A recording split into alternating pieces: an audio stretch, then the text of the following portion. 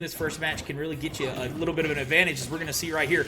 Bowser Jr. versus Jigglypuff. Now, this is not the matchup I thought we were going to see to start this out.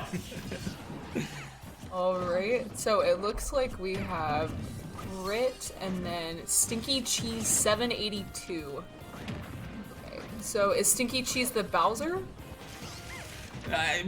I might right now. I'm not sure if the names are quite right on it. I think the Bowser Jr. was, if I'm not mistaken, yeah, is going to be Grit.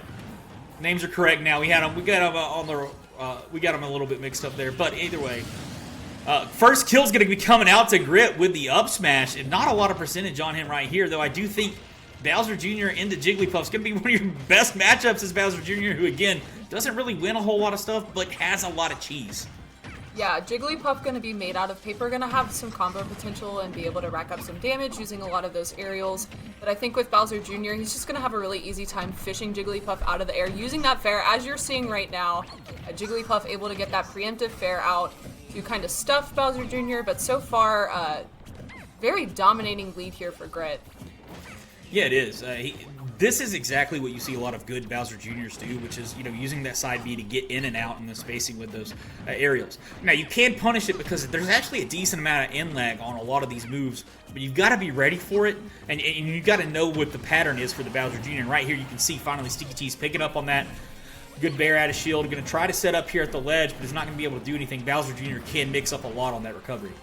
Yeah, and especially in neutral, you're going to see him throw out that Koopa Link to encourage a jump from Jigglypuff. You don't want to be on the ground and get hit with a combo where you're getting hit with the Koopa explosion into whatever Bowser Jr. wants to do. So he's throwing that Koopa Link out, trying to encourage Jigglypuff to jump, and then is throwing out a lot of fair and nair, using up air there as well to catch jumps, which Jigglypuff's whole game plan is just based around aerials and using jumps.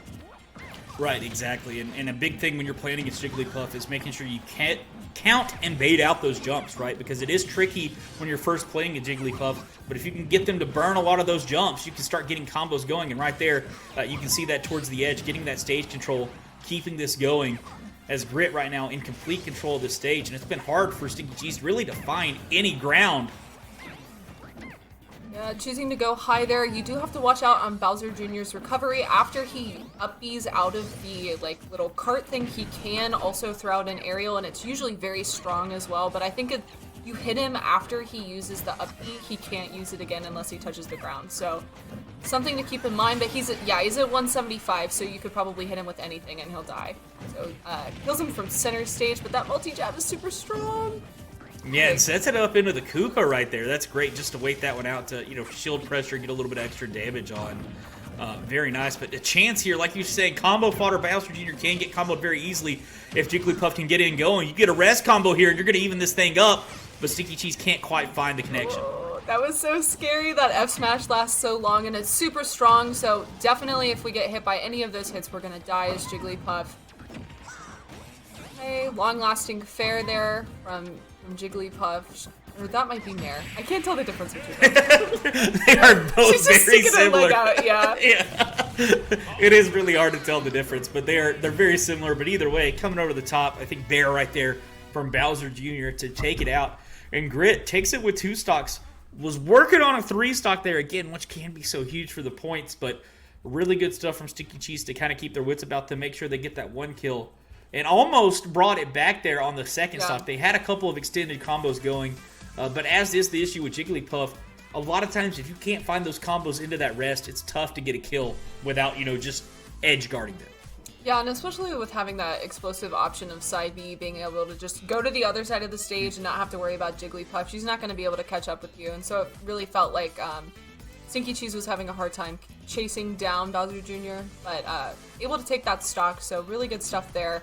Trying to narrow down the amount of points that Grit was able to land through that.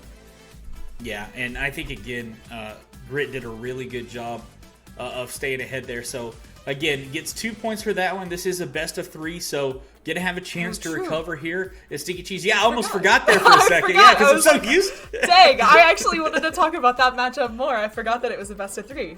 Yeah. That's so exciting. I'll have to check the rules here, but I think that you would be able to change characters during the set. I think it's just like a normal best of 3, so if you want to change off the Jigglypuff here, you'd be able to, so we'll see what the picks and bans come out. I'm not so sure that I would stick with the Jigglypuff unless I was just a Jigglypuff main. It does feel like it would be a difficult matchup because, again, Bowser Jr. has a fair amount of disjoints, which are tough when you're playing Jigglypuff. You've got a Koopaling that can control the ground, like you were talking about, to condition you to get up in the air the way you want to. And really, you're not going to win a lot of the aerial trades against Bowser Jr. unless you time it properly because, again, of the disjointed nature of it. I also think that stage difference could be very helpful as well. Having a smaller stage like Battlefield or Smashville where you're going to have a platform that you can tech chase on, if you can tech chase with the rest, that can be a super early kill that you can get. So, okay, yeah, here we go at Smashville. I think this will be really beneficial. Oh yeah, that close side right there too, almost knocking them all the way towards the edge. And that's exactly what Jigglypuff has been known for in Smash, that wall of pain just all the way to the side there. And very good early damage from Stinky Cheese. Okay, tries to get a tech chase there, but Grit going off stage, good decision there, able to avoid any type of tech situation where he could get rested. But so far, Stinky Cheese doing a great job, 0 to death there. Getting this stage spike and taking out the stock within a minute. Yeah, I gotta say, I'm very impressed because, I mean, in all honesty, it was a complete domination, I thought, from Grit in the last game. And this time you come out with a 0 to death here from Stinky Cheese, showing again that stage can really matter, like you were talking about. Getting to a smaller stage has been so beneficial for Stinky Cheese. Oh my gosh, he almost died. Yeah, that F smash is so strong. And Jigglypuff is, I can't remember if she's the lightest in this game or like she's bottom 5 in terms of how light they are, or actually it's a he, I think canonically Jigglypuff actually. Oh really? Yeah, it's like 80% male, but either way, one of the lightest characters out there, so that F smash does kill very, very early. Oh wow, okay, side B also taking the stock there, and Grit's tying this up. Only at 35% on the second stock right now, and that's just a few aerials from Bowser Jr., so basically even game. Yeah, very basically even game right now, and that's exactly what we expect from Grit after the last game. Played so well, able to control the stage, but again, this looks like a different Stinky Cheese here. The tech chases you're talking about, not going for the hard commit on the rest yet, but just covering the options with the dash attack to try to keep a combo going, and just running Grit all the way off the stage. And I love the campiness here of you know, knowing that you don't have to go in as Jigglypuff. You've got the lead, wait and bait out something. Especially after the first stock getting stage spiked, I really like the patience from Grit off stage as well. Having those resources, able to side B underneath Smashville and then up B to the other side, not having to worry about situations like that where he could potentially get stage spiked. So I really like the mix-ups on the recovery so far. I do as well, but that F smash at the ledge has been a pain for Stinky Cheese to deal with. Yet again gets caught by it and the kill, but the back air does come in here, and this is back to dead even. If Grit takes the stock, we are done with our first game, but Stinky Cheese can make this go to a game 3 right here if he gets a good combo going, maybe into a rest. As looking to, again, wall towards the edge of this stage, resets back under this fortress platform, waits out the F smash, but can't find the punish on it. That move has a surprising little amount of inlay. I think another thing that Stinky Cheese is kind of struggling with is waiting for Grit to land on their shield and then trying to get a punish out of shield, and by the time that they're able to punish, Grit is already in shield. I think going and mixing up some grabs instead, because you know that Grit is immediately going to shield afterwards, getting a grab might be able to lead into some combos as well, using like up throw into up air and trying to stay underneath Bowser Jr. He's landing with down air a lot, so I think if you bait that out and try to punish that, that might be a little helpful. I agree with you, and I think, again, this is going to be a chippy % game here, especially for Stinky Cheese. Yes, you have the rest option, but we haven't seen really any kind of confirms or chances into it. But what a call out here from the back air from Grit. Sets up that Koopaling to try to make you stay high on that recovery, and then immediately knows you're going to linger in the air, so comes right at you with it to take the second game.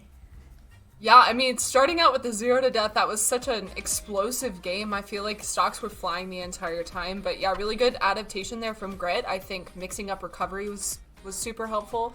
And I think the patience, like even being down a stock, just able to sit on the other side of the stage and wait for Jigglypuff to come to you, it's going to be really helpful because Jigglypuff's going to really struggle with getting in, especially if you're throwing out that fair and bear. And yeah, just really good stuff there to Grit. Yeah, I like that again. came out so quickly, a 0 to death from Stinky Cheese, but Grit kept his wits about him there. And again, just used his tools. That F smash was such a big tool in that game in particular, especially at the ledge. Not a lot of options that Jigglypuff has against it. Again, no projectiles there on the Jigglypuff. Up B, kind of a useless move. Side B, not something you really want to use. So you've really got to rely on those aerials if you're Jigglypuff. And a lot of what Bowser Jr. does just beats you out on it. So good patience from Grit in realizing that. Yeah. Yeah, I don't know what Jigglypuff does about F Smash. No, yeah. I think switch characters, yeah. No, there's not a whole lot. And again, No. the end lag on it is so small too for how powerful it is that it's one of those things that you feel like, hey, this is my opportunity as Jigglypuff. We saw that a time or two to come in with a like an aerial over the top after it. But usually the Bowser Jr. can get their shield right back up, so he still get punished there. He also fell out. Jigglypuff fell out multiple times, so I don't know if Stinky Cheese was SDIing away to try to get out of it, or if the move was just not working because it's a multi-hit, and so sometimes they're a little wonky. Yeah. But I'm very curious as to like if they were SDIing out of that, because that could have been a game changer if that was the case, if you were able to do that consistently. Yeah, I actually noticed the same thing. I was wondering as well, but I also had the same problem as you. Sometimes in Ultimate, you don't know if someone's really being, proactive at SDIing out, or if the game's just kicking them out of the multi-hit moves. But I did see a lot of that would look like SDIing into an air dodge away. So, gotta give Stinky Cheese credit there. I think that they were pretty proactive with it and did a really good job of trying to get to the edge of it so that they couldn't get hit by it. Yeah. The full combo. As a ZSS main, I know all about multi-hits not working, so I felt that. Yeah, I can imagine so.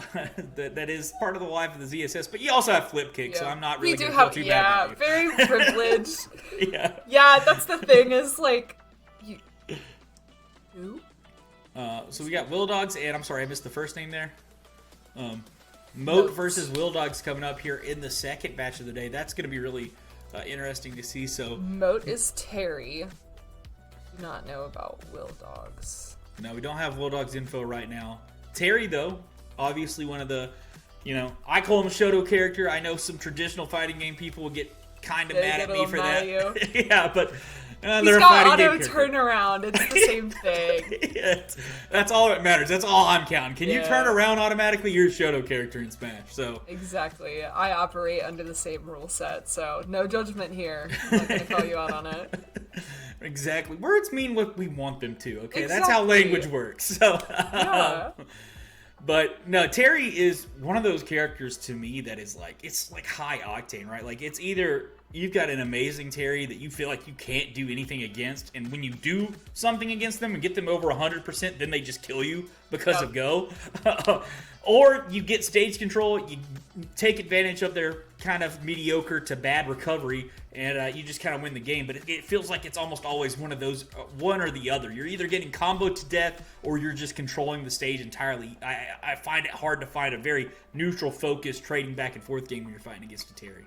Yeah, no, I've watched so many games where, like, you're up 3-1 against Terry, he gets Go, you can't kill him, he kills you super early, and then he ends up winning the game. He's just a very explosive character, so I think if you're going to be taking his stocks, you need to take him early, and I think that because of that, you have to be super patient if you're going to play campy against him. You have to commit to it for the entire 8 minutes of the game, and hopefully you kill him before then, but, like, don't be afraid to go for a timeout, because if he does get Go, he can kill you super early, and you have to be really careful about that. There are so many times where, like, I personally am playing against a Terry, and I think that I can, like, get away. I don't remember what it's called, but the big explosion, you know the one I'm talking about? Is it Full Flipper, or it's, I can't remember what it's called. It's Power Charge? Power Geyser? Power Geyser, that's it, yeah. Power Geyser, I'm jumping out of here, I'm not gonna get hit by it, and then I die at, like, 70. Yeah. You just gotta be really careful with that type of stuff. I think oh my gosh, I'm gonna look up the moves while we're on our break. Yeah, we're gonna take a quick break right here to make sure that we're getting this set ready and to get that action going for you guys. So don't go anywhere. We'll be right back with some MAAC Smash Bros. Action.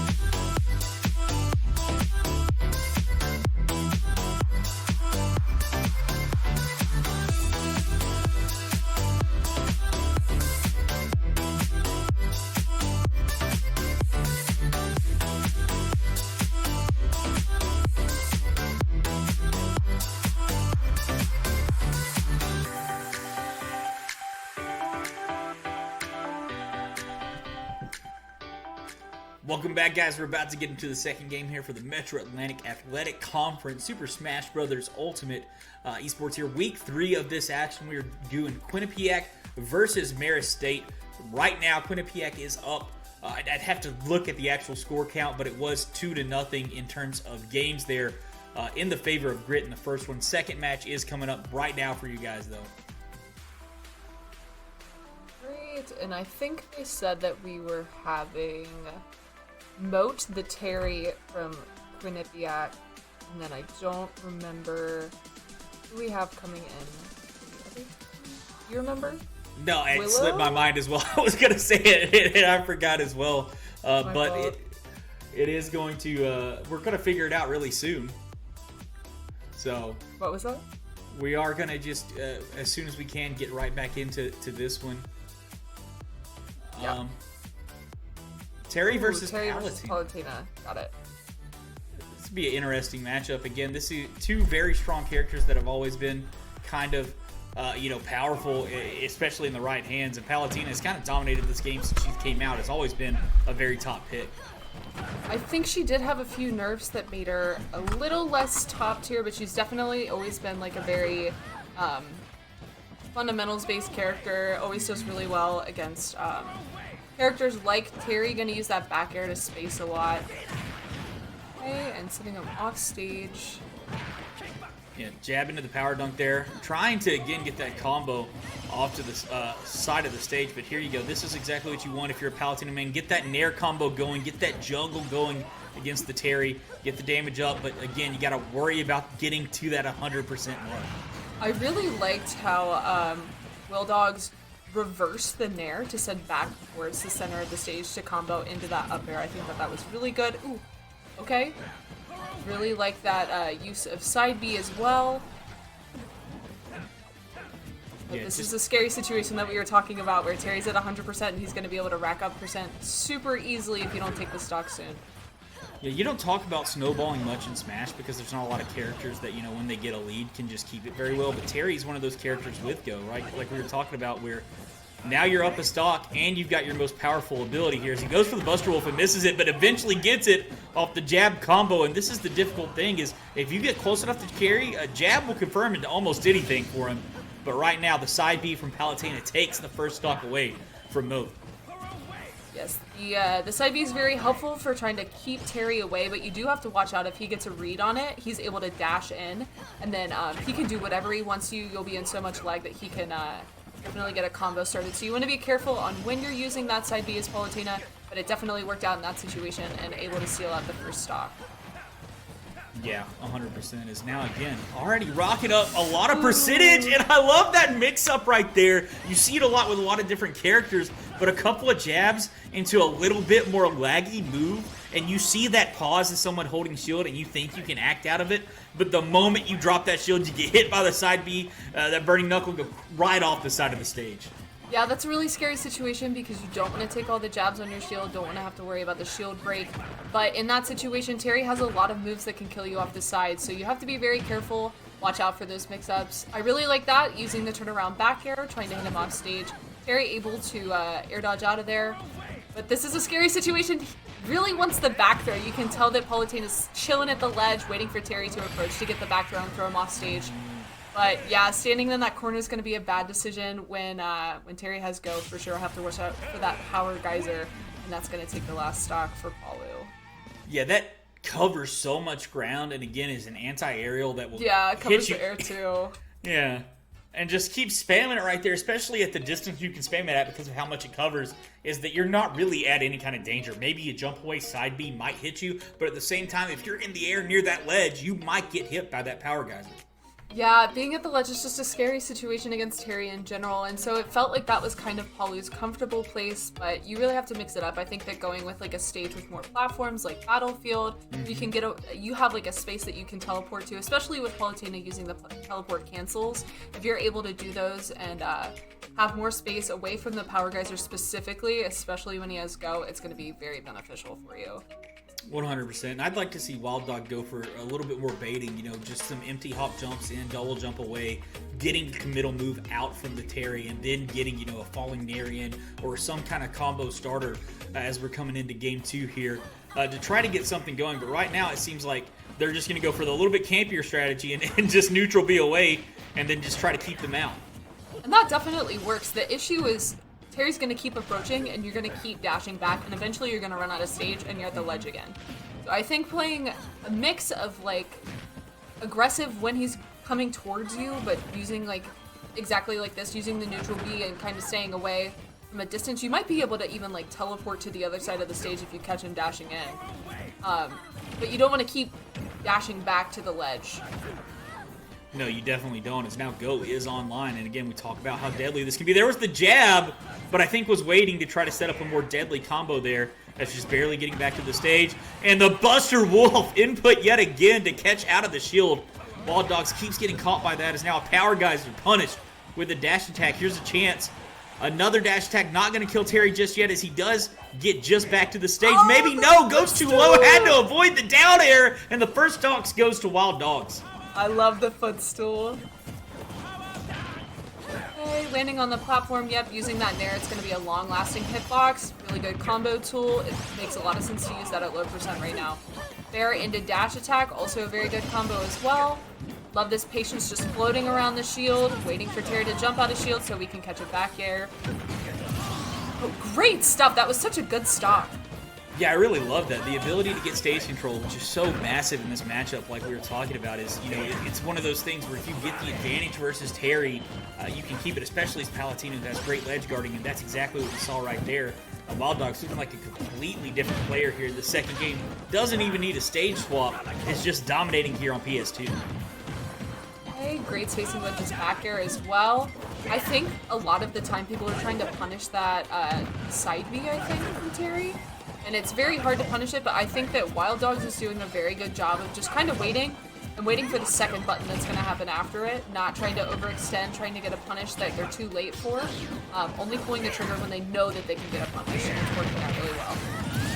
Yeah, it is. Rising Tackle, though, is going to take the stock after a couple of jabs here, so Moat puts himself back in this one, but more percent being racked up here by Wild Dogs. Down tilt, looks for the back air on the mix-up, actually, but great job there from Moat to get under it, but still 133%. He's going to have to do some major work here. And again, Palutena at the ledge. So deadly. Up smash catches out the up B, and the side B, and that's a kill. Yeah, some great adaptations there from Wild Dogs. I really love that second stock. It was so explosive, really good gameplay, just felt very comfortable. So great stuff there. Not changing the stage, still went back to PS2, but made some great adaptations. I was very impressed with that. Yeah, and that looked a lot more like what I think a Palutena wants to play that matchup. But you start, like you said, with that campy ability, rack up some of that percent, and then you start taking advantage of the aggression of the Terry when they try to come back into it. You get a couple of grabs, you get the stage control. You don't have to try to win neutral on stage all the time. You wait till Terry comes at you at the ledge, you reverse the field around, and then once you get him into that ledge guard situation, you just have so much control as Palutena. Yeah, exactly. I think that Wild Dogs was definitely playing a lot more aggressive in that game as well, going for a lot more of the combos, whether it be using the nair that you typically see where you're going to string multiple nairs together and then get the up air, or using the fair into dash attack that we saw as well. Just those combos are super helpful, keeping the advantage state going, and it causes the opponent to also panic a little bit more too. So if Terry's just able to push advantage, push you into the corner, he's very comfortable, especially when he has that go power. But if you are just constantly smothering him, not letting him play the game, that's exactly what you want to do as Palutena. Definitely. So going into our first game 3 here of the day and our second match, this is going to be exciting. I wonder if we might see any pocket picks or any mix-ups here. Really, I'm more interested to see if they're going to stick with Pokemon Stadium 2. Both players have won a game here, both times, actually pretty convincingly for either of them. I think both won by 2 stocks, so right dead even in terms of the points for this match. So we'll see if they decide to run it back there or be in the counter pick if Moat decides to go for a little bit of a different stage here for the Terry. I would imagine that Wild Dogs probably ban Town and City, just because you don't want to deal with those short blast zones. Okay, so going to small battlefield, that makes sense. Very similar layout to PS2. And it seemed to work out pretty well in the last game.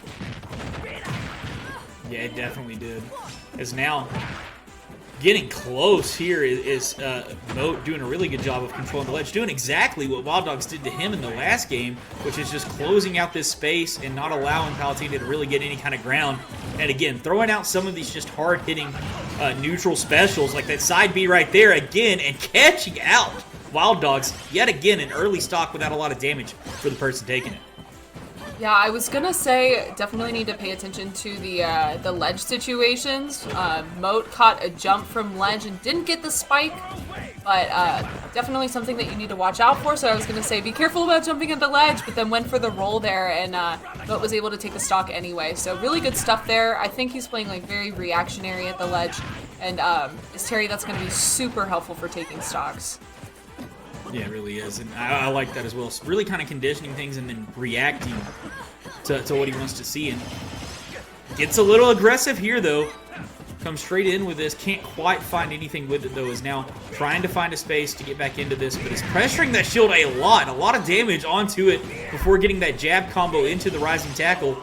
And, you know, one strong hit here from Moat might take a stop. Seeing a lot of very high side Bs is... I think that's side B. Is it side B or down B? It's one of the two. It might be down B. Yeah, that move right there. Using that a lot more high in this game than in the previous two games. I don't know if there's a reasoning for that, but it seems like Wild Dogs has been able to like kind of fish him out of the air using Nair if they know exactly where he's going to land.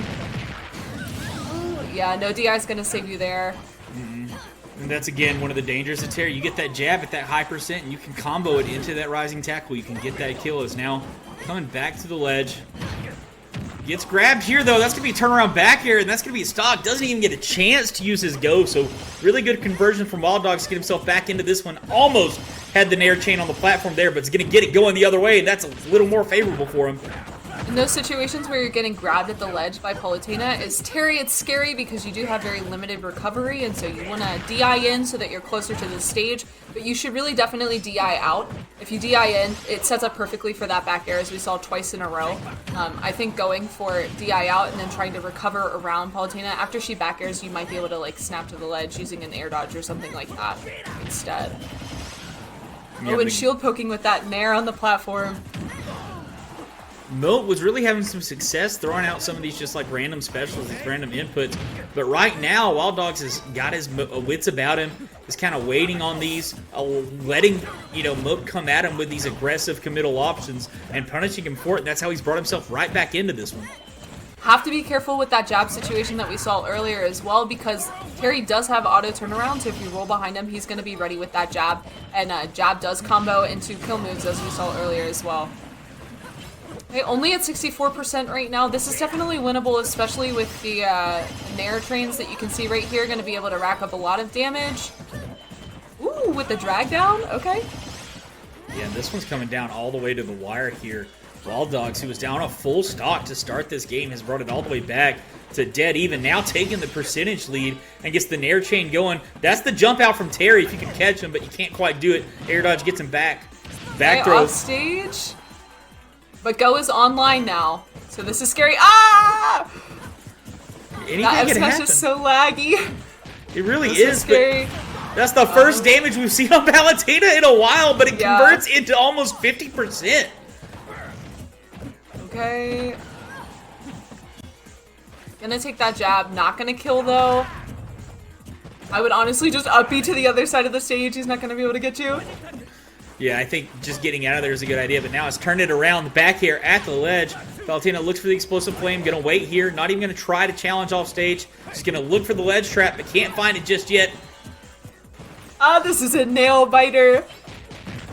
So close. Jab combo, rising tackle is gonna do it, and Yeah. Moat pulls it back. He looked like he had complete control here in game 3. It ends up slipping away from him, but he clutches it out there at the end. A couple of jab combos turn it around, and Terry takes it over Palutena. Moat with the second win here for Quinnipiac. Yeah, good stuff to Moat there, keeping the nerves calm, because you're right, Palutena didn't get touched for a minute, and so I personally would have been so stressed out that entire time, but as soon as he got Go back online, definitely much more comfortable. Terry's pretty heavy as well, so able to take a couple back airs. I think he took like a Palutena side B as well. So, really good stuff to both players there. That was very entertaining to watch. They both did great adaptation and really good combos from Palutena as well. I was very impressed. Yeah, I think, if they played that set a few more times, I like Wild Dog's chances. He really started to catch on to some of the aggressive options, some of the just throwing out a hard hitter in neutral options that Moat was trying to do, that he got away with for so long. And you saw that adaptation late in Game 3 where he was able to control it, just take basically 2 full stocks without taking any damage at all. But eventually, Moat plays it out, gets that go online, and then just 2 jab combos converts into 50 plus damage and then eventually kill. And that is the danger when you're playing Terry, like we talked about. You can go from in control to losing so quickly. Yeah, and it really came down to who was on ledge. We did see a reversal there at the end, but with Terry being on ledge, especially with the go power, it's so hard because the auto turnaround makes it really hard to roll around him. You have to worry about jumping with Power Geyser. You have to worry about neutral get up with Power Geyser. It just felt like your options are very limited. You might be able to like jump and then teleport to the other side of the stage to try to get out of there and maybe get back to neutral. But just in general, very hard to deal with Terry at the ledge, and we just saw that there with the jab as well. Being able to combo into kill moves is just really hard to deal with. And Marist there with that loss is going to fall down in total set counts 2-0. Had a chance really to bring it back and almost even it up there. Really came close to it with Wild Dogs. But being down 2-0 here and with a 2-0 in the first game means that their back half, if they want to win this matchup with Quinnipiac, is going to have to really carry here and come in and do some work, because not only do they really have to win out, but they've got to win some of these games with some stocks remaining and without dropping a game in the set to anyone on Quinnipiac. Yeah, very, very cool how this format's working out. I think it's very awesome that like each of the players are getting to play a full best of 3 set. Yeah. It's very cool to watch the adaptation. Usually in a crew battles format, you only get 3 stocks and the stakes are a lot higher, whereas now it's very cool to see like, okay, how are we going to counterpick stage? What adaptations are we going to make? And yeah, I just think it's very interesting to watch it like play out. I do as well. Trying to figure out who we're gonna get in for the next matchup. It looks like we're gonna get Soul Cake coming in here for the side of Quinnipiac. Looking at Marist here, who will get to pick after Soul Cake, because again, with the rules, Quinnipiac has to declare who their player is going to be first, and then Marist gets to the answer on that one. So we'll be interested to see who they send back into this matchup. Soul Cake again, normally maining that Sonic here. Sonic is definitely a character that's been a lot more prevalent in the meta as of recently. You have Sunito, who's been doing really well, and Sonic's is the big one that we see everywhere, performing really well in more recent tournaments. So I think that Sonic is a character that's definitely on the up. Someone that we didn't really see a lot in early Ultimate, but hopefully Soul Cake's able to get those VODs and review them, and I think that he's a very interesting character. Very different play style from a lot of the cast. Yeah, Sonic is one of those characters that it feels like every time a new Smash game comes out, since Sonic's been in it since Brawl, he starts out in a lower tier that he ends up in, and it's people learning to kind of play with his speed, because in a game like Smash, the ability to move as fast as Sonic does is such a crucial and good tool. You're going to see most of the top tiers in all the Smash games. They can, Fox and Melee, Fox Falco, Meta Knight, and Brawl, looking Bayonetta, even Sonic, Cloud, in Smash 4, and again here into Ultimate, you've got your top tiers are incredibly fast. Again, talking about like Sonic and characters like that, Pyra and Mithra, characters that have fast movement speed, fast aerial speed, tend to be very good, because when you can move around your character well, you can bait out attacks, and you can get in attacks when you want to, and you can get out of danger a lot faster than anyone else. So it's very hard to be in a bad spot as Sonic. One weakness he might have, though, does have some issue dealing with kind of walls and projectiles. Has to really be patient and bait those out. Yeah, he's one of those characters that I was talking about where there are multiple ways to play him. I've seen Sonics that go for timeouts every single game. I've also seen Sonics that are super aggressive. I think his edge guarding is really, really strong, able to jump out there and use fair and back air and fish people out of the air is really helpful. And then being able to use like the up E spring to gimp people and get stage spikes as well is going to be really helpful off stage. So I'm very interested to see how Soul Cake plays the character with all those different customizations that you can go for. But yeah, it definitely struggles with like the first character that comes to mind for me is Steve from Minecraft, Right. where like you build the wall and Sonic kind of struggles to deal with that type of stuff. But if we have a lot of like open stages, I think like Town and FD. So we're going to take a quick break right here as it looks like the character or players are getting set up on pick bands and figuring out some button check stuff. So we'll be right back with some more action, but we'll get into Game 3 just after this.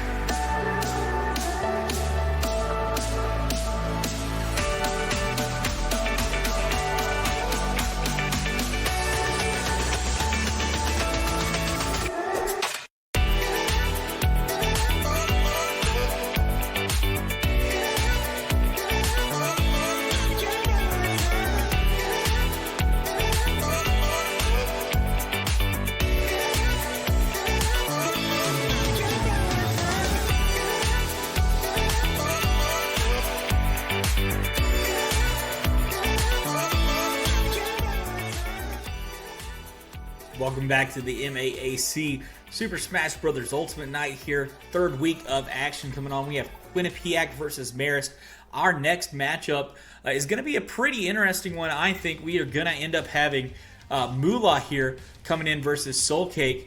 And, you know, it's going to be something that we haven't seen yet. I'm excited to see Moolah. We finally have some info. He's either going to run the Snake or the Pac-Man. Two very, very campy characters here. That can kind of play aggressive, but really love to set up those items. Yeah, I'm very curious because I think the matchup's going to be very different depending on if it's the Snake or the Pac-Man. Snakes, I think, will stay very shielded and grounded using the grenades. I think that Sonic will have a lot of issues with like hitting the shield and then getting blown up by grenades that Snake is holding. But Pac-Man's going to be able to build a wall using like the fruits and the hydrants and everything. Very effective against Sonic too. I don't think that either of these are going to be very easy matchups for Sonic.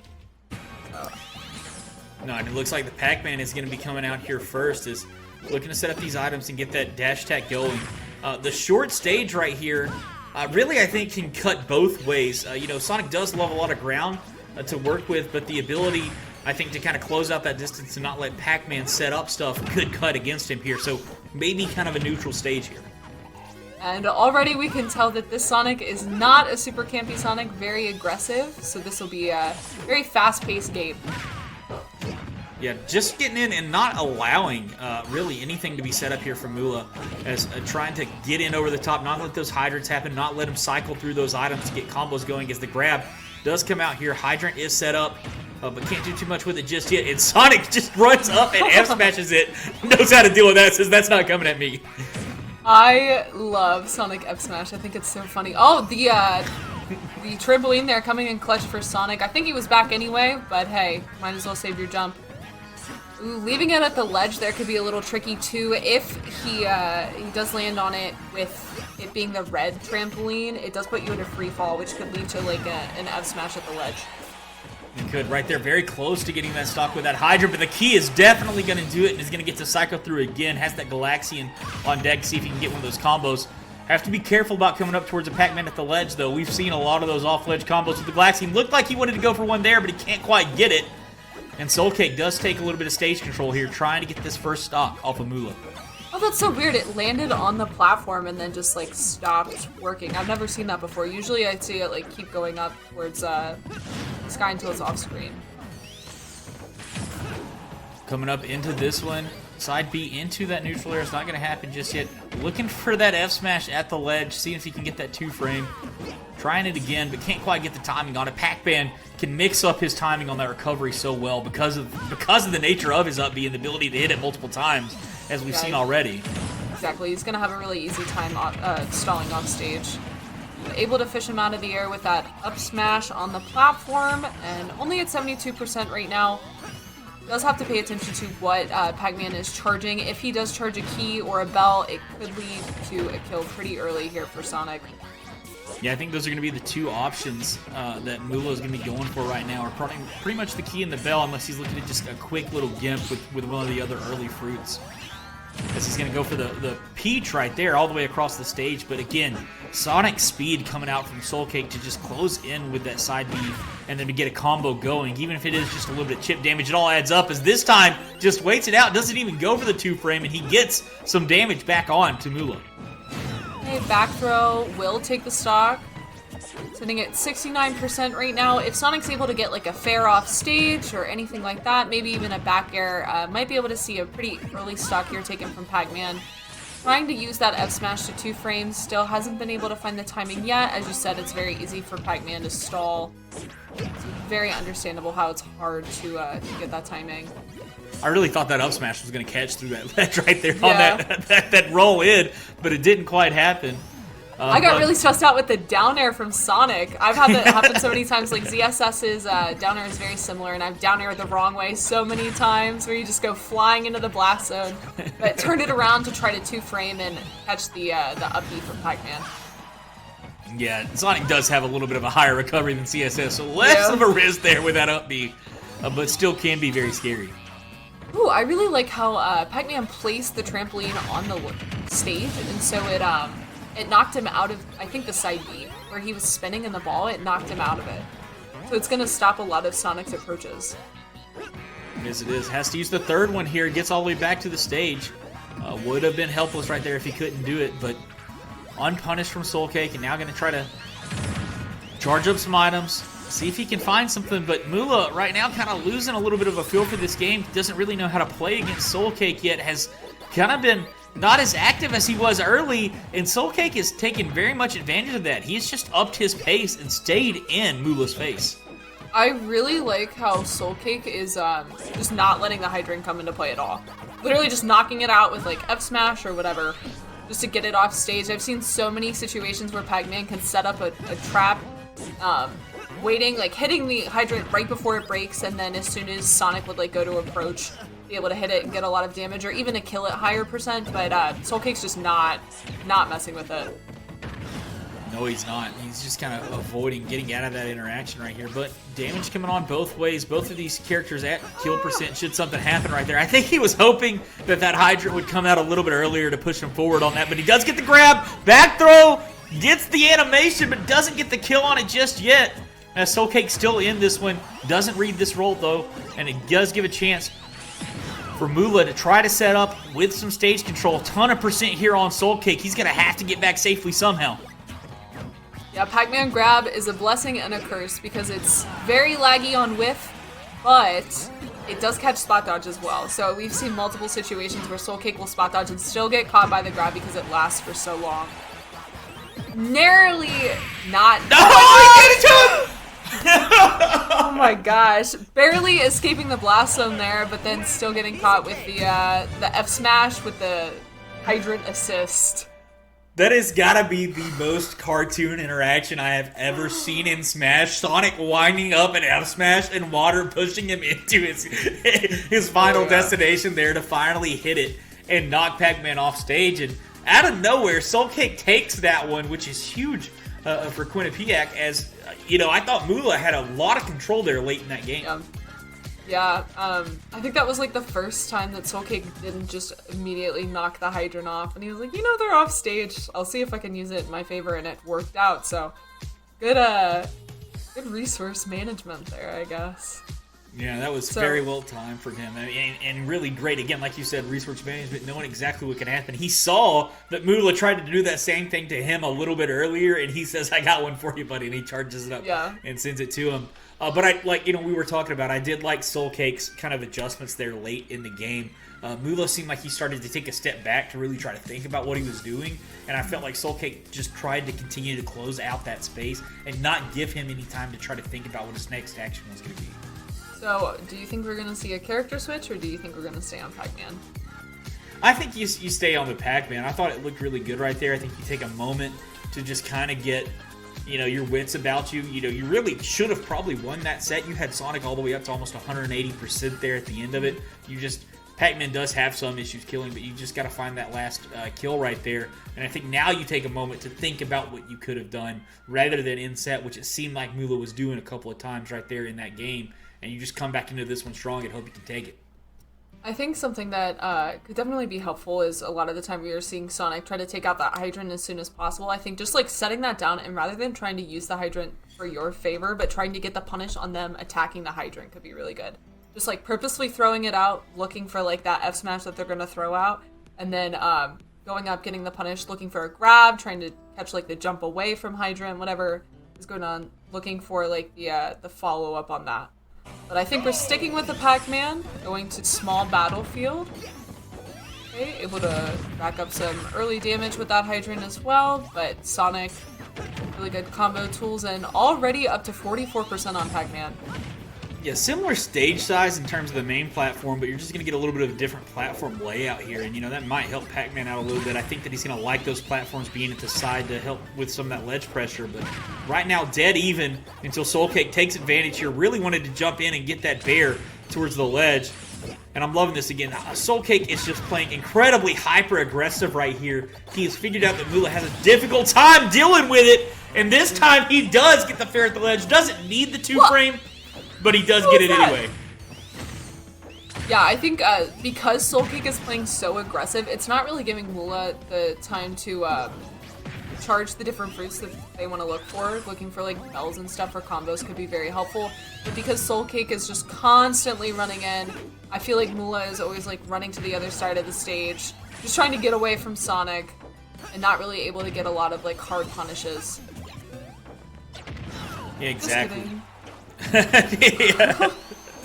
Finally, Mula does get a little bit of setup here. It took him a whole stock, but he does get a lot of damage on. But this is what we were talking about. You got to find the kill. The back throw was reliable in Game 1. I think actually both of the kills, both stocks he took was from back throw in Game 1. And again here in Game 2. But, you know, you can't really rely, I don't think, fully on just camping that ledge and hoping you get a grab. Using that F tilt on Pac-Man to try to use it as like a stuffing option, just trying to get Sonic off of him. But it's not going to rack up a lot of damage. Able to string a couple together because Sonic was just like continuously running in. Running in, that seems to be Soul Cake's plan right here. Is again, he tries for that cheese with the hydrant there. Rolls behind the water this time. And, oh, I don't know if he let go of that down B or if he just got sucked in by that grab. It looked like it was going to be close either way. But it still turns around from Soul Cake because his reactions, even after getting punished, are catching Mula off guard. I really like that movement there from Soul Cake, running off stage and then double jumping back onto stage with the back air. Could catch a couple people like neutral get-upping or just trying to set up like a ledge option if you're not ready for it, having that high mobility from Sonic. And this grab is coming so in clutch for Mula right now. Able to catch so many grabs with Sonic running in and just being long-lasting. Yeah, oh, there you go. That's going to be untackable right there on that back air. But yeah, like you were saying, I think that's 4 stocks that Mula has taken, and I really think all 4, maybe the first one was not a back throw, but at least 3 have been back throw stocks here from Mula. Alright, we're just playing a game of chicken right now, charging a lot of attacks, of the spin attacks, and Pac-Man just running to the other side of the stage. Sonic is so fast. Yeah, he is, and that is going to be invulnerable all the way down. Air dodge. And directional air dodge gets caught on the stage spike. Air dodge is up, and it's going to be too laggy. Soul Cake takes it, and that's a 2-0 fashion over Mula. That stinks, because that was a very competitive match. But yeah, those stage spikes, especially on Wi-Fi, are going to be really hard to deal with. Yeah, it really is. And Quinnipiac right there, I think, takes their 3rd game in a row, which puts them in a really good chance to win this entire match with 2 2-0s. It's going to be nigh on impossible, I think, for Marist to fully come back and take the lead. They're really going to have to like 3-stock and 2-0 the next 2 games if they want a chance to try to even up this score. But again, with the way the format is, they do have the chance to do that and try to even out some of these points, even though they've lost technically more sets now than they could possibly win. Yeah, they're gonna have to get like double 6 stocks, and even then it'll be pretty close. So yeah, let's see who we have left on the rosters. We have Zeze, King DDD, and then we have Blue Midian, Orin.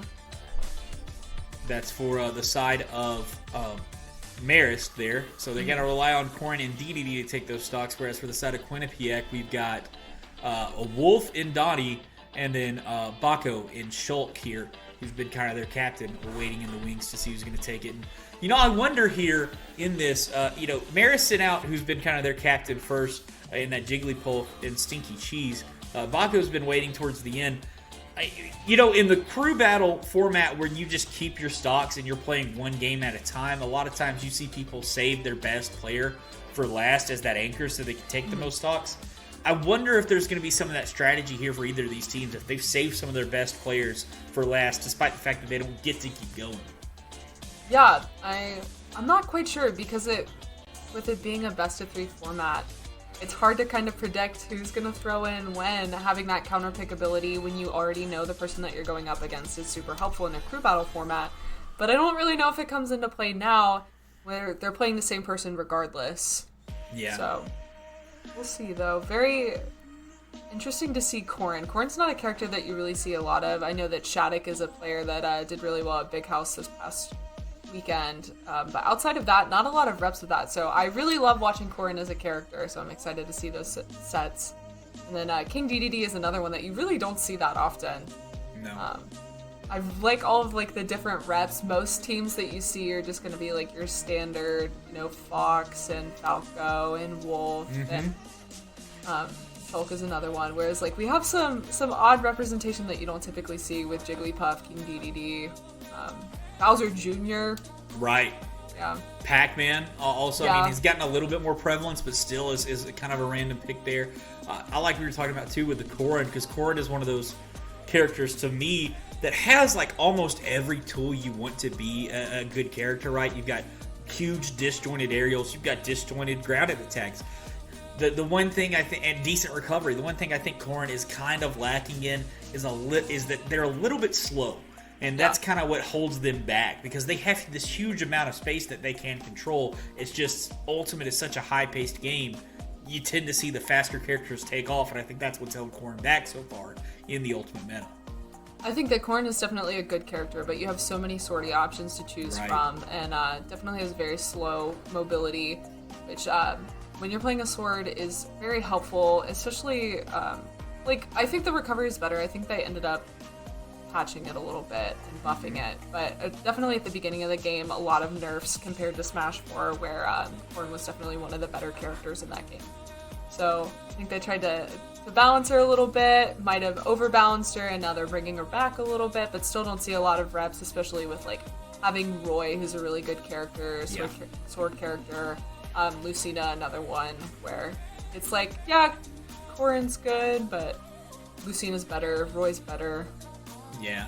Even Pyra and Mithra now have come in. We've seen a lot of people switch to that. If you want to because Pyra's got a little bit of that slower, heavy hitting vibe, and then you've got the Mithra who can come in and be quick with it. But right now it looks like we're taking a moment to just make sure we're setting up our fourth match of the day. So we're going to throw it to a break right here as we get all the players in and ready to get set up here for our penultimate match. So don't go anywhere. We'll be right back.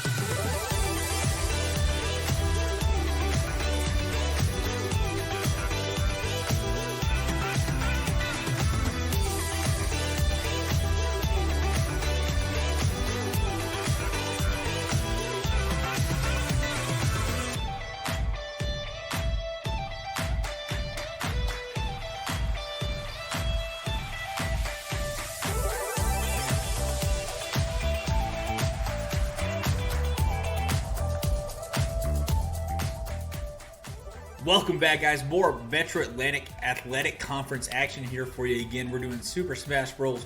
Ultimate. We are just over the halfway point. 3 out of the 5 matches done. Moving in to match 4 here. So far, it has been all Quinnipiac, but can Marist turn it around? We've seen a couple matches where game 2 has gone in the favor of the opposing team, but yeah, Quinnipiac dominating right now, has won every single set, so we'll see if we're able to see some upsets in these next matches, but very, very good play on both sides for sure. Yeah, it really has been, and again, I think that the 3-0 scoreline has not been really indicative of how close this has been, as we're going to come out here, a Mario versus a Corin. That's going to be interesting. This is, I think, Donnie coming out for the side of Quinnipiac here, and almost getting the fair kill, but still gets the kill anyway. The spike would have been so much sweeter, though. Yeah, this matchup, Corin having that sword is going to be able to fish Mario out of the sky like you're seeing here with the up airs, but has to be very careful off stage. If Mario's able to get a cape, even on the up B, very easily takes Corin's stock, so it's going to be a matter of keeping Mario above you as Corin, using that up air, very good at scooping, and then keeping him off stage as well, but has to watch out for reversals here too, has to watch out for like a stage spike from the up B. Off stage is just a very scary place for Corin against Mario. Yeah, it really is. Mario, maybe like an actual pick for this matchup here, might have known that it was going to be Blue Midian with the Corin and came with the Mario because, you know, we have Donnie as a Wolf main, but so far doing a really good job as Blue Midian of bringing it back and keeping the stage control with the Corin, and that's the spot you want to be in is, you know, a 0 to death, turns around and gets the stock only giving up 28%. Okay, looking for a tech chase situation here on that platform, not able to get anything. And so far, Blue Midian doing a really good job of kind of lurking underneath these platforms as well, using the up tilt, using the up air for a lot of pressure. Uses a lot of F tilt as well. That's not really a move that I see a lot from Corin, but working out really well. Able to seal out the first stock with it and rack up some extra percent. It is the up B from Mario trying to get that ride all the way to the top. Blue Midian gets back to the stage here. Looking for the roll-in was Donnie as he's kind of empty hopping right here and finally does get the F smash for the kill and charges up that flood just to get ready for it. But we saw Blue Midian come back with a fury after losing that first stock and taking one really quickly from Donnie. I really like that dash back at the ledge from Donnie as well, waiting for Corin to throw out an offensive option off the ledge and just ready to sit there and punish with F smash. So trying to figure out some different options to recover with Corin from the ledge is going to be really helpful. It seems like Donnie is very patient at the ledge, and that could prove to be a problem if Blue Midian is picking their options immediately. Yeah, they are. It's again looking for the pin right here. Pin, one of those things that you're talking about from Smash 4, really got hit the hardest, I think, especially late in the days of it and coming into Ultimate. It used to be such a powerful tool. Still can be, but you have to be a lot more careful with it. Right now, though, has been a main tool here for Blue Midian to try to space away and catch out some of the options from Donnie. Perfectly spaced spot dodge there, avoiding the grab. We've seen that Blue Midian's doing a really good job of getting a read on Mario's movement off stage. They had the right movement option with catching the jump, but didn't really pull the trigger on the back air yet, maybe trying to do some type of conditioning to figure out which way Donnie's trying to recover more often and then saving it for a read when it'll kill. Trying to there, but again, getting these combos in. Blue Midian, couple of swords here, getting that Yato action. Is now towards the edge. Looks for that dash attack 2-frame, doesn't get it. Corin, one of those characters that because of the iframes on that up B and like the ability to just kind of shield yourself as you come back is hard to get a 2-frame on. I think you can dunk her on like the top of her head though. Right. You have to watch out for that. It's gotta be like the back side of it, right? Like you gotta hit like the back, like you know, what's it called in boxing when you him in the back of the head, a rabbit shot. I'm the last person to ask about that. Rabbit punch, I have no idea. That's basically what you gotta do, I think. Okay, a lot of back air here from both characters. Mario back air able to use 2 out of a short hop. Donnie does get back to the stage here, though, but this is so close for anybody. Neutral B should kill. It does. You just put out the stun and then charge up the actual hit to get the kill. And Blue Midian, despite getting 0 to death to start that game, takes it all the way back to win the first game here for the side of Marist State. I really like that call out with using the neutral B. I think it's like Dragon's Breath or something like that.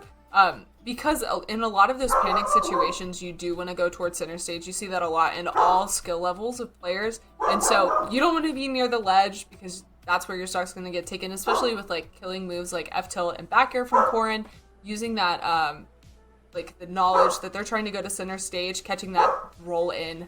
Sorry for my dog barking. Oh my gosh. You just catching them trying to go towards center stage is going to be a really good play. Yeah, I understand that. Don't apologize for your dog. We all love dogs here, so it's She's just a big great. Corrin fan. She's really happy with the Corrin win.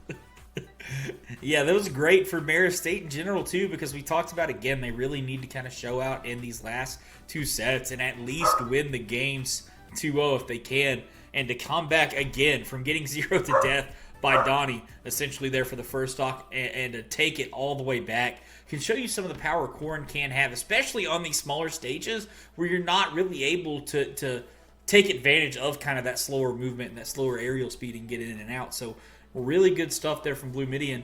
What I'm interested to see is if Donnie is going to switch it up and go with the Wolf here as we move into the second game. Yeah, I think using like the down smash or like the F tilt from Wolf could be really helpful with catching at the... Oh, okay, never mind. Doesn't even matter. We're going back to Mario. Yeah, I think the biggest thing for Donnie is just to watch out for the up tilt and the up airs. You don't want to be above Corrin. That's where she definitely gets most of her damage from. I think Donnie had like very good movement, especially in game one. He just was getting hit with like a lot of the hard reads that were leading to stocks. Yeah, I think you're exactly right, and did a really good job. I liked his movement, like you were saying. He does a really good job of kind of baiting out stuff, but Blue Midian just kept picking the right option every single time, and it worked out for him. Eventually, you get those strong hits at score and don't have a lot of issue killing, like we were talking about with that neutral B, with that pin, with a lot of the options you have. So Mario, though, does have to work for it a little bit. Got to find a read with that F smash. Got to find, a combo that really works into like a back air or a down air very near the top of the stage to get those kills.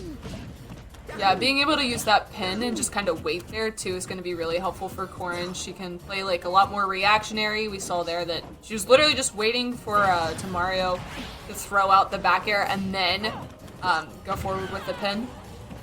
So that's going to be pretty hard to deal with. I think that Corrin just outranges Mario really well as well, and so he's really struggling with that. But I really like that up air, using the back air to cross up Corrin and then hitting with the up air to knock them out of their animation.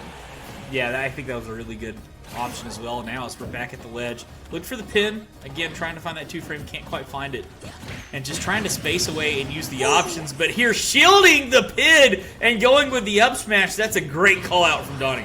Yeah, I really like that. I think that Blue Midian was like looking for a rising back air or something after the first back air came out, but using that up smash, landing with that, really good mix up and really good conditioning there as well. Evens things back up here again. Blue Midian using that huge disjoint and the power behind that Yato to be able to do a lot of damage here and get these stocks back quickly from Donnie. We'll see if it comes down to a last stock game like it did in the last game. This combo's going to be coming out here. Grab, looking for the string and back to the ledge here. Blue Midian can't really find any ground. Finally does get a trade back his way. I'm not sure that I agree with the rolling to the ledge from Mario to try to like get the back throw off stage. Although it makes sense at higher percent where you can throw Corrin off stage, at low and mid percent, I feel like it's just not really worth it. Giving Corrin stage control is going to make it a lot harder for you to contest the sword. Yeah, I think stage control is huge in this matchup for Corrin, like you were saying. That's really where you have to be kind of in the middle of the stage and just shielding Mario out to the side, because now this could be dangerous. The Flood does push Corrin away, but able to get back to the stage. I like how Donnie's trying to like just boop her on the head with the fireball, get the snipe. I think if that works out, it can definitely lead to an early stock. Okay, goes for the punish. That was really good patience there, waiting in shield. Yeah, right here. Again, that was that up B. The huge hitbox on that, just negates a lot of the edge guard opportunities that Mario has, other than that fireball, which again, a lot of times it can cancel out. As that cape, you can see the start of the animation, but the reflector frames were not quite there and gets caught by that neutral beam. Yeah, I really like the different options that we're seeing here to contest that pin, using that back air to just kind of smack her in the face as soon as she hits it. Also seeing the neutral B, the fireball, just kind of knocking her out of it as well. Yeah, not even giving her a chance to pull it out that time. No, yeah, that time going for the pin there. I think an aerial might have been better, like a nair or something to cover your options, but getting a little bit aggressive was Blue Midian, trying to go for that kill, and Dottie called out on it, and now is racking up percent again, looking to close this one out. Gets all the way to the ledge, but can't do anything else on it, and I love the way Donnie's playing patiently right here. Doesn't try to overextend his combos, but does get caught at the ledge going for a grab. Yeah, especially at that high percent, you have to go for what you know is true. If you overextend, you can see a reversal where Corrin can like sneak an up air out or something, and especially if you're comboing or up in the air, that's going to be your stock at 100%. So, seeing the F tilt take the stock though instead. Corrin at 85% though, I think she's out of the like up air into fair percent. Yeah, I think she is. Definitely at 95 now, I think would be, but back air into the F smash, and then the flood almost there. The cape tried to finish it off, but Blue Midian somehow still in this. Gets the dash attack in, looks for the tech chase on the side B, but is gonna end up in an F smash. And we have evened this thing up. Donnie taking a game right back for Quinnipiac. Yeah, that was the most clutch air drift I've ever seen. Just barely snagging the ledge. I think if Donnie was able to get up there with the cape and cape her away from the ledge, that would have been the stock for sure. But that was definitely a valiant attempt at trying to edge guard. Yeah, it really was. But again, Blue Midian there had a moment or two where they looked like they were playing it patient and they were just racking up the damage. They understood the threat range from Donnie and from that Mario. But then eventually, I think Donnie's movement became the difference in that game, much like it almost was in game one. The ability to mix up how he wanted to approach, to bait out some options, and then just wait for that overcommitment with a mistimed neutral B or a mistimed pin to get a couple of stocks, and just that patience from Donnie and ability to bait in and out really won him that game. I really just, with the movement with back air in general from Donnie is so good. Using it out of short hop and full hop, dropping off the platform and using it, whether or not he is crossing up shield has been really helpful as well, because we're seeing like a lot of times where Blue Midian will go for a pin and he crosses up the shield and then is able to get the punish off of that as well. Just really good movement from Donnie. Very interesting to watch.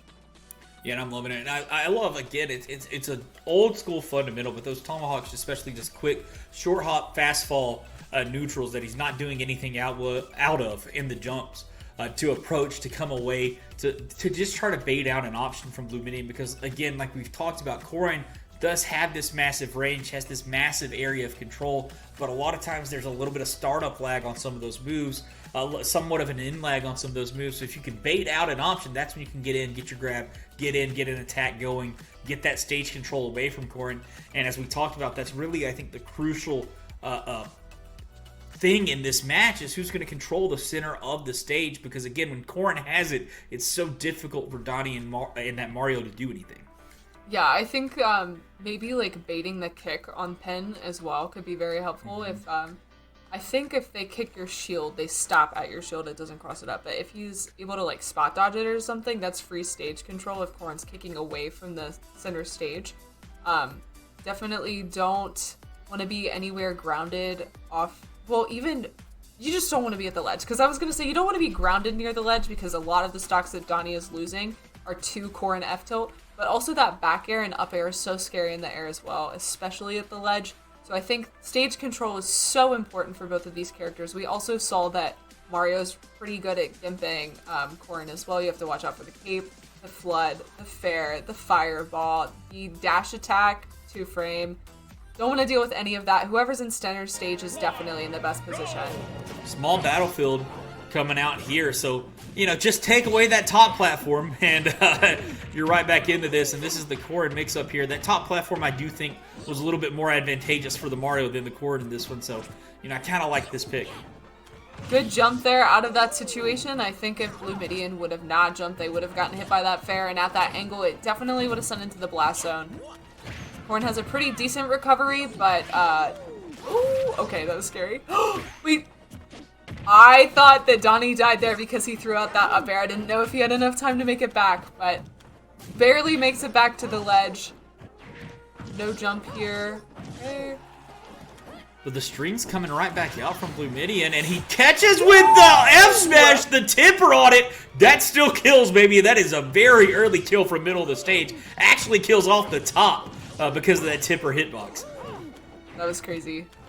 Great read there to condition the air dodge. I think it's because we saw a lot of those strings where we got fair, up air.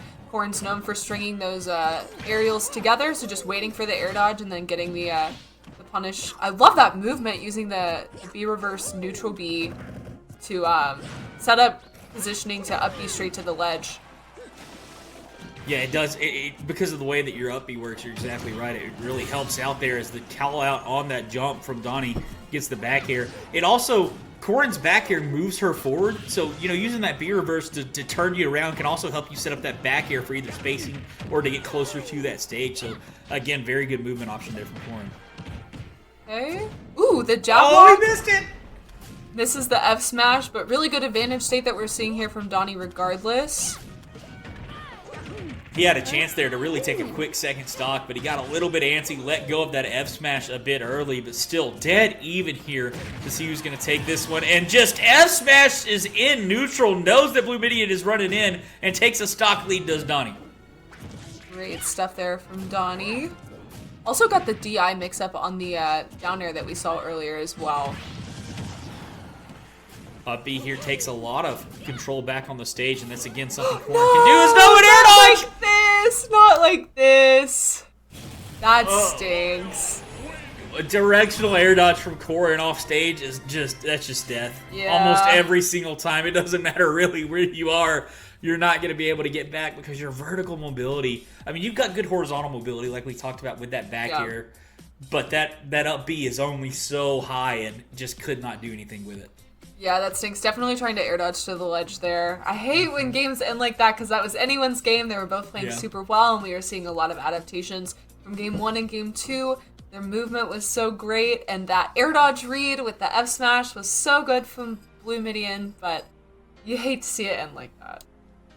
Yeah, I think right now that puts Quinnipiac really kind of out of reach here when it comes to who's going to end up winning this overall set. It was a little bit close. You could bring it back if you're Marist State, but they've got to rely really heavily here on this King DDD to try to salvage some points out in this matchup because, again, the way the standings work and the way things work here, yeah, you do get that 1-0 or that 2-0 on your record, but a lot of times as well, you want to see the points and you want to rack up those points for the standings so that you can continue to rise in them. So trying to even this one out, or at least a little bit as best they can as we move into the last matchup of the day and the last chance for Marist to take a set here versus Quinnipiac. King DDD. Not a character that you see very often. He does have some quirky stuff that you have to watch out for. I think with his up air is another thing. Mm-hmm. You have to DI away from him. So if he hits you with it, you DI away from the way that you're facing. So that's something to watch out for. A lot of people don't really know how to interact with Gordo as well. Throwing out any type of hitbox to just knock it away is super effective. But his ledge trapping is insane if you're not ready for it. So definitely have to watch out for that. And then he does have some quirky things with his recovery too. So I'm very curious to see if Quinnipiac is very well versed in the matchup, but we'll find out. And we have Shulk going up against it, correct? Yeah, it looks like it's going to be Baco and that Shulk coming out versus the King DDD. And this is, like one of those matchups you're talking about. I feel like Shulk is really a tough matchup for King DDD, if I'm going to be 100% honest with you. The Monado deals with Gordo really well. Basically, every move it does is going to knock Gordo right back at you. The ability to change whether or not you're going to be fast or strong or whatever to close out that distance onto King DDD, which is really what King DDD does not want. He wants to try to zone you away with Gordos, and then when you come in and you get in that kind of mid-range, he's able to use his hammer to do some damage with you. But Shulk has plenty of range with that Monado. He's not really worried about the fact that King DDD has a big hammer because he can really kind of go toe-to-toe with him with it. Yeah, I think Speed Monado Shulk is going to be so hard to deal with as King DDD. Just using that Nair, being very fast, using a lot of short hops is going to be very hard. You're going to get smothered really easily. And then I think a lot of like kill confirms that DDD is going to be looking for, like Nair into back air and stuff like that, aren't going to work if Shulk is in the Shield Monado, the yellow one, because it nerfs the knockback on everything. Right. So kill confirms aren't going to work. And I think DDD is going to have a really hard time trying to kill Shulk when he's in the Shield Monado. So, I don't know, I'm very scared for DDD with dealing with the Smash Monado at ledge as well. Just being very predictable with the multiple jumps, having to worry about like landing on his shield with that up B out of shield. I think this is probably, if I had to guess, I'm not a DDD or a Shulk main, but I'd guess that this is a pretty awful matchup for DDD. Yeah, I would imagine as well, so I'm interested to see if Zay ends up going something else. For this matchup, but a lot of times you see DDD mains really stick to their guns. Another thing you kind of hit on too was that armor Monado, that armor art. I mean, with the multi hits that DDD has, you can activate those in multi hits. So stuff like the up air, you're just gonna be able to say, hey, doesn't matter if I know how to DI it. I'm gonna pop on Shield Monado and I'll fall out of it, no problem. Yeah, exactly. I think you have to worry about up air, and then F tilt is another one. Multi-jab, he could change out of it. I don't know. It's rough. Yeah, it's going to be tough. I'm interested to see maybe some down tilt action coming out from DDD close space, but I think, again, it's going to be one of those where you're just kind of retreating aerial, trying to get your space, trying to bait out some options from the Shulk to see if you can get a kill. Whereas, again, Shulk is going to be doing what he does. In speed form, he's going to be going in and then trying to bait in and out, jump, committing in, jumping back out to try to change that momentum. But that is one thing that I think not a lot of players take enough advantage of is, in Jump Monado, we see a lot of Shulks really run in, jump at you, and then double jump away, right? But when you're in Jump Monado, your aerial speed is so high that it becomes a very committal option. Even your double jump away a lot of times doesn't really super take you away. And that's something that you really have to be aware of when you're playing against a Shulk, is how committal it can be in certain different Monado arts. Yeah, I also think that edge guarding off stage is going to be really good for Shulk with the jump Monado as well. You're able to run out there with fair, and DDD being a very big body is going to be having a hard time to deal with that, even with the multiple jumps. Just trying to get away from Shulk can be a problem. So far, switching to the Buster Monado to start and able to rack up 88% out the jump. It's only been 20 seconds. And that is Buster Monado. It multiplies damage something like 1.7%, and then straight into the smash. And there's Baco, 0 to death here to start this one out. Zay does finally get one hit in. Up B, though, that is not the option you want. That's going to be a string maybe coming out, but the speed falls out of it, and he doesn't get the grab that he wants as Baco, again, takes some stage control, but the neutral B coming out into the Gordo. No, that's what you need from Zay. You need a little bit of this stage here to get this going. Fished him out of the sky with no jump, but unfortunately with that jump Monado, Shulk can just make it back. Trying to go off stage for that down air. Hey, this is scary. Has to watch out for that fair. He's not, Yeah, we air dodged off stage. I think if we switched to jump Monado, we could have made it back, but still pretty dominating lead here. Almost dies. Oh, just kidding. Does die to that fair off stage. This is such a fast game. They've been playing for like a minute and a half. Yeah, this is Shulk a lot of times. If you get going on a Shulk, they're just going to keep coming right at you and taking the game to you. They don't care if they're taking trades back their way. It's fine. They've got a lot of combo strings that they can do here, as looking for the down B for the counter, the Monado vision there, but couldn't quite get it. Oh, smash art into the ledge. Liked going to the ledge there. Definitely the best option. Didn't want to deal with an F smash or anything like that on stage, because you do have increased knockback when you are in smash art. Yeah, that's the thing. All of the Shulk, states have drawbacks. Jump Shulk goes a little bit further. Speed Shulk doesn't jump as high. Doesn't have as much, aerial mobility.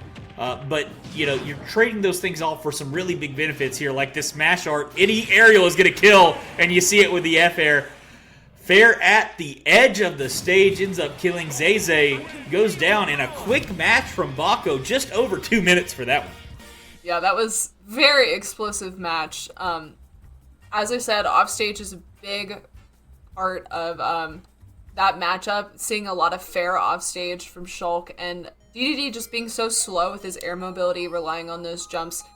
Shulk literally ran off stage, ran him going high with a fair, had enough time to react to him going low, and then dropped down and faired him when he went low too. So like, being off stage is exactly where you do not want to be as DDD. In this matchup, you want to be at center stage, that way you don't have to worry about fair, and the worst you have to worry about is like up smash at center stage. That's really it. So you want to just be in the center for as long as possible, but it's so hard when Shulk is running at you with these speed Monados.